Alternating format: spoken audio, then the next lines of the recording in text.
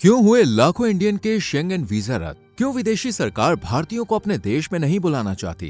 क्यों विदेशी भारतीयों को अपने देश में रखना बिल्कुल पसंद नहीं करते? क्या इसकी वजह खुद इंडियन है? वो कौन कौन सी गलतियां हैं जो इंडियंस को इलिटरेट और इल मैनर्ड बनाती है? क्या है दुनिया की नजर में भारतीयों का घिनौना काला सच? जानने के लिए वीडियो में लास्ट तक बने रहिए।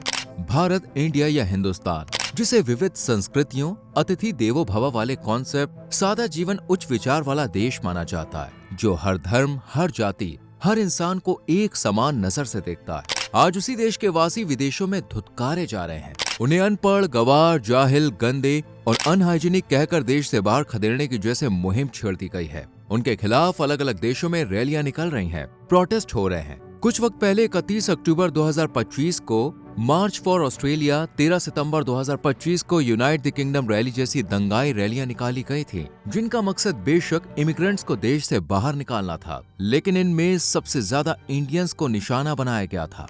पोलैंड से निकली इस वीडियो में एक इंडियन बॉय अपनी पॉलिश पार्टनर के साथ शॉपिंग करने आया था, लेकिन जब पोलैंड के एक शख्स ने इन्हें देखा तो उसका गुस्सा भड़क उठा और उसने अनजान लड़की को फटकारते हुए कहा कि तुम्हें शर्म नहीं आती? तुम उस देश में रहती हो जो दुनिया के सबसे गोरे लोगों का घर है, लेकिन तुम इस ब्राउन स्किन इंडियन से शादी करके अपने जीन्स खराब करना चाहती हो। Hey Pajit, you're a nothing in this country. You're a white woman. What are you going to do? Mix your genetics up with the skin? This is the whitest country on earth.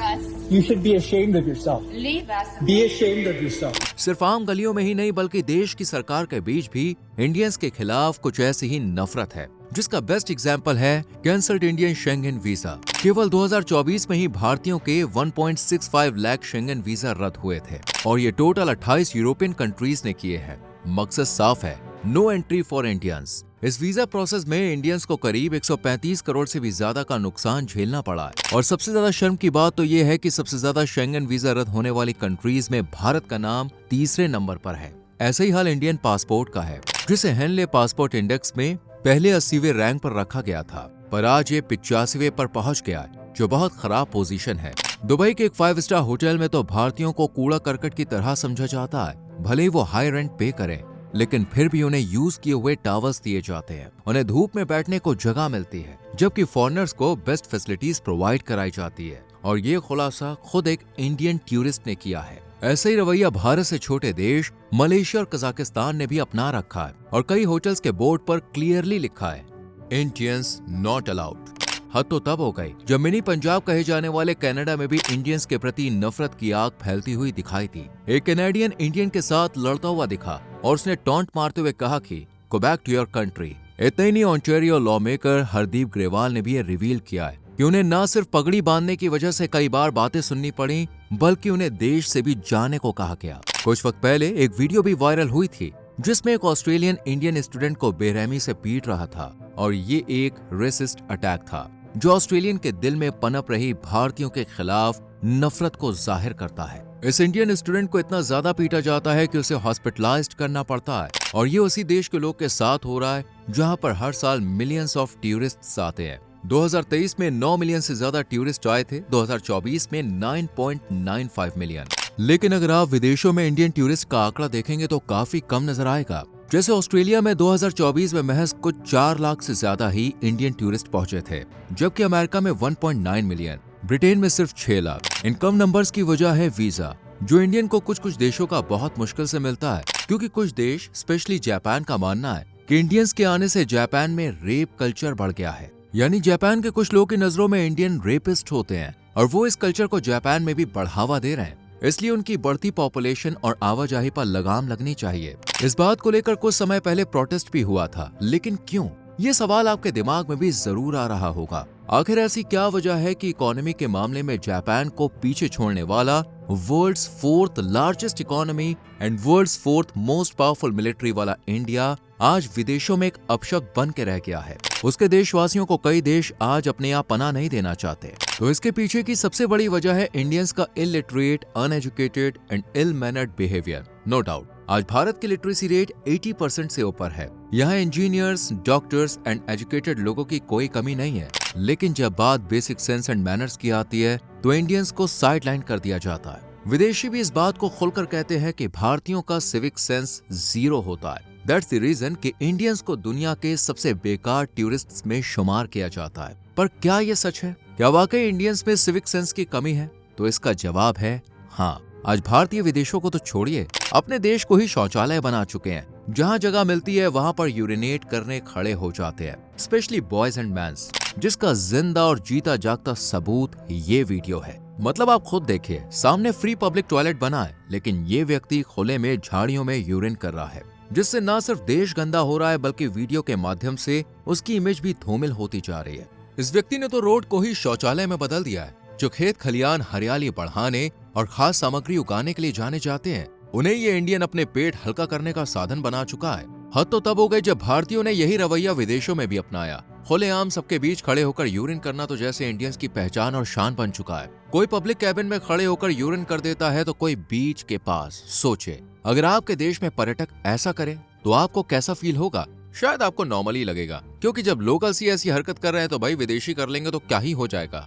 But this type of behaviour not acceptable in foreign countries. Emergency में urine publicly करना तो एक बार को समझ सकते हैं, लेकिन लोग तो सड़कों पर, रोड्स पर, गाड़ियों के बीच नहा रहे हैं। अगर आपको यकीन नहीं होता तो ये देखिए, छोटा सा नेकर पहना ये इंडियन ऑन रोड नहा रहा है। ना तो इसे किसी महिला की शर्म है और ना देश की छवि धूमिल होने का डर। हैरानी तो इस बात की है कि ये उसी भारत के लोग हैं जहाँ संस्कृति, सभ्यता और महिलाओं के प्रति सम्मान का पाठ पढ़ाया जाता है। लेकिन अब ये सब चीजें सिर्फ बातों में ही सिमट कर रह गई हैं और ऐसी वाहियात घटनाएं सामने आती रहती हैं जो न सिर्फ महिलाओं को अनकंफर्टेबल फील कराती है बल्कि इंडियंस का मजाक भी बनवाती है। आज इंडियंस खुले में नहाना, खाना, गाना बजाना सब कुछ बड़ी शान से करते हैं और नॉर्मली भारत में पब्लिक डांस को बुरा नहीं समझा जाता, लेकिन विदेशों में यही चीज विदेशियों को परेशान करती है। इस वीडियो में दिख रहा ये ग्रुप इंडियन है जो पब्लिक प्लेस में ग्रुप डांस कर रहा है। आप और हमारे लिए ये नॉर्मल है, लेकिन विदेशी मीडिया ने इसे जीरो सिविक सेंस का एग्जाम्पल बताया। मीडिया से लेकर आम जनता तक ने इस डांस को क्रिटिसाइज किया,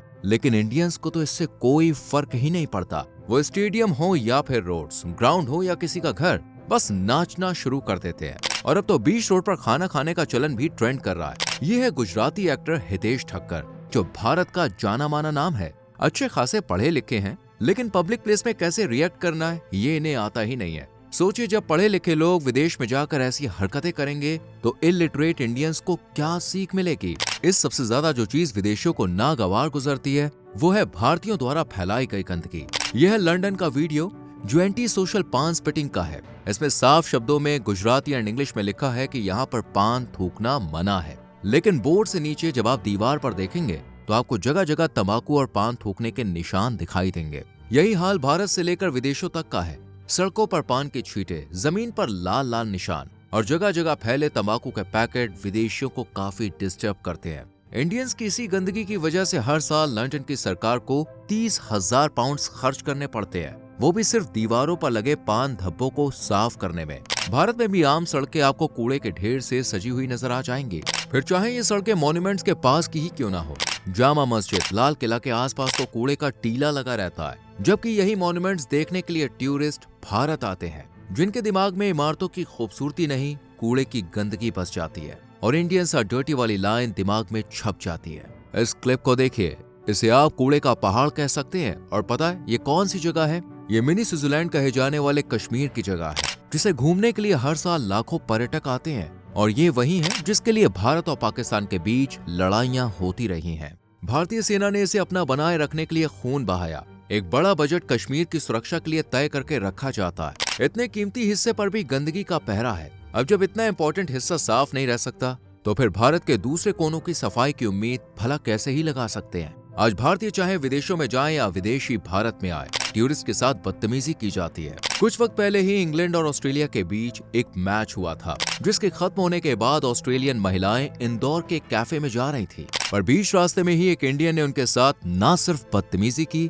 बल्कि उन्हें गलत तरह से टच भी किया। और मौका मिलता तो शायद वो भी हो जाता जिसकी उसे तलब थी, लेकिन वक्त रहते महिलाओं को सुरक्षा मिल गई और उस भारतीय लड़के को पुलिस ने अरेस्ट कर लिया। टूरिस्ट महिलाओं के पीछे पीछे भागना, जबरदस्ती फोटोज लेना, उनके साथ गलत काम करना, ये सब इंडिया में आम हो गया है। इसलिए टूरिस्ट भारत को एक unsafe, dirty and zero civic sense वाली कंट्री मानते हैं। ऐसे में इंडियंस को जरूरत है कि वो अपना रवैया बेहतर करे और पब्लिक एंड पर्सनल प्लेसेस के बीच फर्क समझकर सही बर्ताव करे। उम्मीद है ये वीडियो आपको पसंद आई होगी। वीडियो को लाइक और शेयर करके चैनल को सब्सक्राइब करें और बेल आइकॉन प्रेस करें, जिससे आपसे आने वाली वीडियोस मिस ना हो।